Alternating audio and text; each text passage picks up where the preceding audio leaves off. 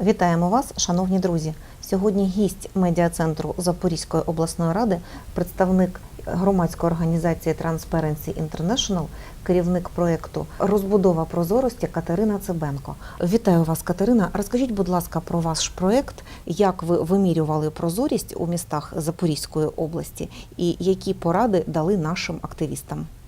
Доброго дня. Дякую за запрошення. І в нашому проєкті ми вимірювали прозорість за досить складною методологією. Ми аналізували 13 сфер відповідальності міської влади. Це і освіта, і комунальне майно, і комунальні підприємства, і фінанси та гранти, доступ та участь, соціальні, житлові послуги. І ми кожній сфері ставили бали. У нас всього 91 індикатор, і максимум місто могло заробити 100 балів. І виходить, найбільше заробило в нас місто, це 59,7 бала, це був Львів. В Запоріжжя 26 балів ми вимірювали саме місто, на рівні міста. І ще також були 4 міста в Запорізькій області, які ми теж вимірювали. Це Енергодар, Бердянськ, Мелітополь і все. Всього разом. І Запоріжжя. Так, і Запоріжжя, всього разом 4. І вийшло так, що Запоріжжя, на жаль, набрало найменше балів серед усіх 4 міст Запорізької області. А найбільше? Найбільше балів набрав Бердянськ. Так, 39 балів у Бердянська.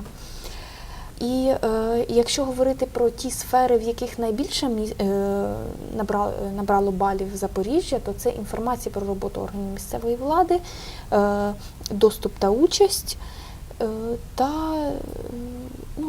переважно ці сфери набрали найбільше балів. Хоча є також і побажання до цих сфер, хоч вони і набрали багато, але приблизно десь трохи більше половини. Наприклад, щодо оприлюднення проєктів рішень за 20 днів, чи скликання сесії за 10 робочих днів, є певні застереження, тому що це відбувається не завжди, або частина проєктів вони оприлюднені за 20 робочих днів, частина ні. Але в нашій методології є чітко вимога. В одному питанні навіть ми ставимо 2 бали за такий, чи оприлюднюється порядок денний сесій з переліком всіх питань за 10 робочих днів. У нас 2 бали, це досить багато, тому що переважна кількість питань у нас по 1 балу. Я знаю, що в Запоріжжі в міськраді є проблеми з цим, з оприлюдненням завчасним, і ми, як представництво міжнародної організації, ми наголошуємо, що це важливо, це потрібно навіть не тільки для міськради, а і для облради також. В принципі, це прозорість загальна для всіх, тому що ми вимірювали міста, але приклад цієї методології можуть брати всі. Всі зацікавлені громадяни можуть зайти, почитати, дати свої коментарі. І це ось завдяки цьому більша участь громадян в житті міста. Катерина, а скажіть, будь ласка, чи плануєте ви якісь ще брати параметри, чи будуть вимірюватись обласні ради, і на що націлена ваша місія? Тобто ви хочете натиснути на органи місцевого самоврядування або навпаки допомогти їм?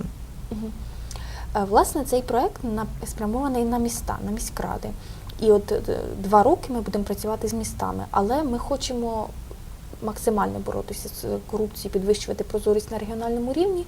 Тому я думаю, що наступним нашим проєктом ми візьмемо у фокус облради, області, муніципалітети.